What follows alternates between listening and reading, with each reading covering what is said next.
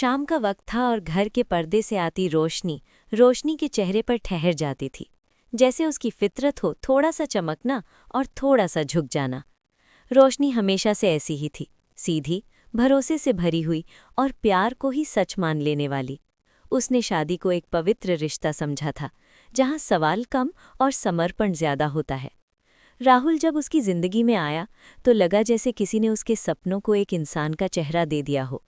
राहुल की बातों में कॉन्फिडेंस था, आंखों में तेज और चाल में वो श्योरिटी जो रोशनी को सेफ महसूस करवाती थी। शादी के बाद के दिन रोशनी के लिए नए रंगों से भरे हुए थे। सुबह राहुल के उठने से पहले चाय बनाना, उसकी शर्ट प्रेस करना और उसके जाने के बाद पूरे घर को उसकी खुशबू से भरा हुआ महसूस करना। राहुल भी शुरू में पूरा प्यार दिखाता था। कभी रोशनी के बालों में उंगलियां फिराना, कभी बिना बोले उसे अपनी तरफ खींच लेना। रोशनी के लिए ये सब प्रूफ था प्यार का। उसके लिए इंटीमेसी सिर्फ करीब आना नहीं था, बल्कि वो भरोसा था जो रात को उसके सीने पर सिर रखकर महसूस होता था। राहुल धीरे धीरे समझ गया था कि रोशनी के लिए प्यार ही सब कुछ है, और जहाँ प्यार होता है वहाँ सवाल खुद ही चुप हो जाते हैं। ऑफिस के लेट नाइट्स शुरू हुए, मीटिंग्स के नाम पर देर से आना नॉर्मल बन गया। फ़ोन हमेशा साइलेंट पर रहता और मैसेजेस स्क्रीन से दूर। रोशनी कभी कभी पूछती तो राहुल हमेशा एक ही जवाब देता कि ये सब उनके फ्यूचर के लिए है। रोशनी मान जाती क्योंकि उसे लगता था कि जो आदमी उसके साथ इतना करीब है वो झूठ कैसे बोलेगा। रात को जब राहुल थका हुआ होता तो रोशनी उसके लिए सब कुछ भूल जाती। उसके पैर दबाते हुए उसके हाथ थोड़ा सा रुक जाते जब राहुल उसे अपनी तरफ खींच लेता। वो पल रोशनी के लिए दुनिया से अलग होता था। राहुल का एक नर्म सा किस या एक गहरी सांस रोशनी को ये महसूस करवा देती थी कि वो चाही जा रही है। राहुल इसी एहसास को अपना हथियार बना चुका था।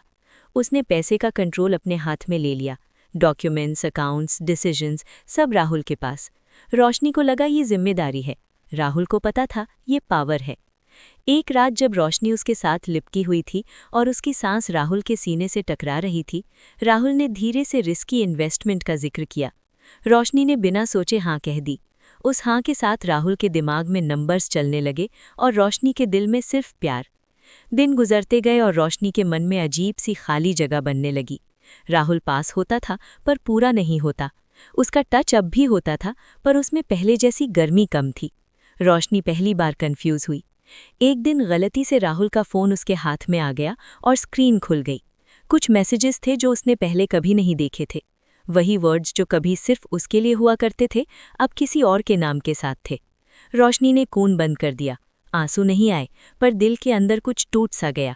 उस रात राहुल जब पास आया तो रोशनी ने पहली बार खुद को थोड़ा पीछे किया। राहुल ने पूछा सब ठीक है क्या, और रोशनी ने हाँ कह दिया।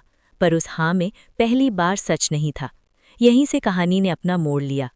अगली सुबह रोशनी ने चाय बनाई, पर इस बार वो सिर्फ देने के लिए नहीं थी, बल्कि देखने के लिए थी। राहुल की बातों का तरीका, उसका कॉन्फिडेंस, उसकी प्लानिंग, सब कुछ ज्यादा साफ दिखने लगा। रोशनी समझ गई थी कि भोलापन और बेवकूफ़ी एक चीज़ नहीं होती। उसने चुपचाप अपनी कॉपीज़ बनाना शुरू की, डिटेल्स याद रखनी शुरू की और खुद को इमोशनली थोड़ा अलग करना शुरू किया। राहुल को लगा रोशनी वही पुरानी सी सीधी लड़की है जो उसके एक प्यार भरे लफ्ज़ पर पिघल जाती है। एक शाम जब राहुल देर से आया तो रोशनी ने शांत आवाज़ में कहा कि उसे सब पता है।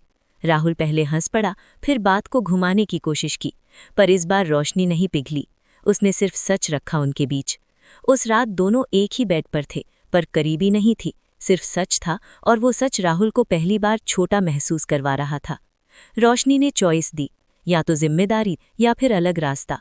राहुल ने पहली बार देखा कि जिसे वो भोली समझता था वो खुद को पहचान चुकी है। कुछ दिन बाद राहुल चला गया। घर खाली लगा, पर रोशनी खुद को ज्यादा भरा हुआ महसूस कर रही थी। उसने शीशे में खुद को देखा और हल्की सी मुस्कुराहट के साथ कहा कि वो भोली जरूर थी, पर अब नहीं। कहानी यहीं खत्म नहीं होती, क्योंकि हर रात जब रोशनी आंखें बंद करती है तो उसे याद आता है कि प्यार सिर्फ पाना नहीं होता, खुद को बचाना भी होता है। और कभी कभी सबसे ज्यादा शोर वही औरत करती है जो पूरी जिंदगी चुप रही हो।